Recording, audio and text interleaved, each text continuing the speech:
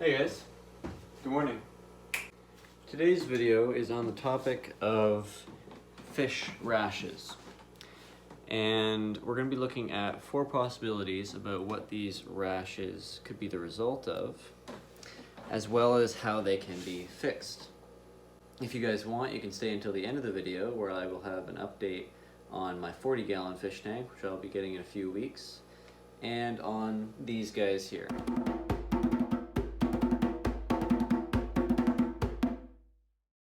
Okay, so with Retro in the background there, swimming around, we're going to talk about the first reason why your fish might have a rash. Now, my research on rashes is mostly centered around cichlids because I mostly have cichlids.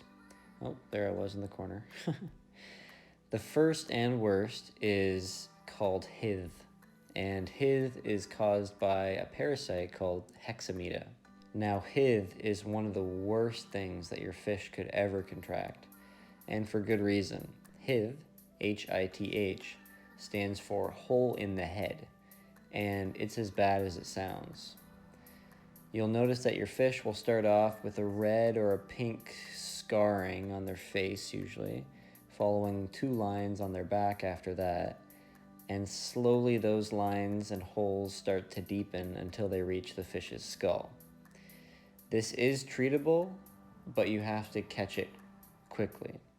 If it gets too far, there's not much that can be done to heal the fish. If you believe that your fish may have this parasite, I would suggest researching all-in-one parasite cures, which usually work best when you've caught it ahead of time, or using more exclusive treatments, although they may cost more money. The second reason why your fish may have parasites is due to aggression.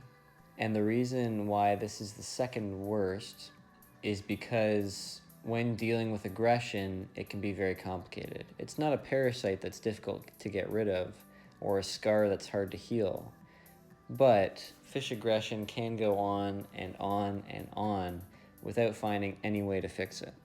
Now, fish vary in their aggression. Sometimes it's over habitat, and some fish need different ranges of habitat than others.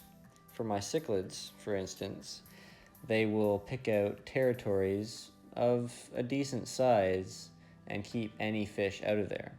A good way to break this territory mindset is to overstock with fish, which leads to more maintenance and maybe a better filter, or by creating decent obstacles that can be claimed as territory without encroaching on any other fish's territory. This will require a very big tank and a very small amount of fish. There's a lot more research that can be done on curbing cichlid aggression and other fish aggression, but that's not the kind of research that I'm going to open up on in this video. However, if you would like to be pointed towards articles and videos that go into detail about cichlid and other fish aggression, ask me in the comments and I'll be happy to do the research for you. The third hardest and second easiest reason why your fish might have a rash is something called gill flukes. Now, gill flukes, once again, is a parasite, and it occurs in the gills. You'll start to notice that your fish gills are getting very pink or red, irritated looking, and they might start rubbing up against ornaments or the gravel in your fish tank. Solving this parasite problem is a lot like solving the parasite problem of hithe, except hithe is much more dangerous. It's easiest to stop gill flukes by providing different kinds of treatments early on. All-in-one treatments should work early on. However, if you've caught it later on, you may have to resort to more expensive treatments. However, nothing like hithe. As this is the last parasitic reason a fish may have a rash in my list, I'll summarize how to avoid it. And the answer is keeping your water clean. Make sure you're doing regular water changes. If you can, I know it can be expensive, testing your water weekly as well. Make sure you're cleaning your filter, make sure you're cleaning your glass, and make sure that you don't have more fish that you can handle. Because if you have 6 goldfish in a 10-gallon, good luck. The last reason why your fish may have a rash on its body or on its face is not like any of the other more violent reasons that we've looked at before. Let's switch the video over to the only girl in my fish tanks. This is Budgie. Budgie is a Kenyi cichlid. I thought when I first bought her, like Retro, she was a peacock cichlid, and that caused some problems for me.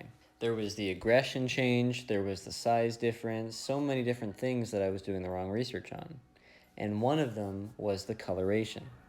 As Budgie got older, I noticed that she started getting very pink coloration on her gill plates, almost as if the scales were falling away. This scared me a lot because I thought my fish was getting HIV, and like I said, HIV is a terrible thing to deal with. In fact, what had happened was my Kenyi cichlid was only maturing. I got Budgie very young, and as it turns out, when they get older, they start to have very pink faces.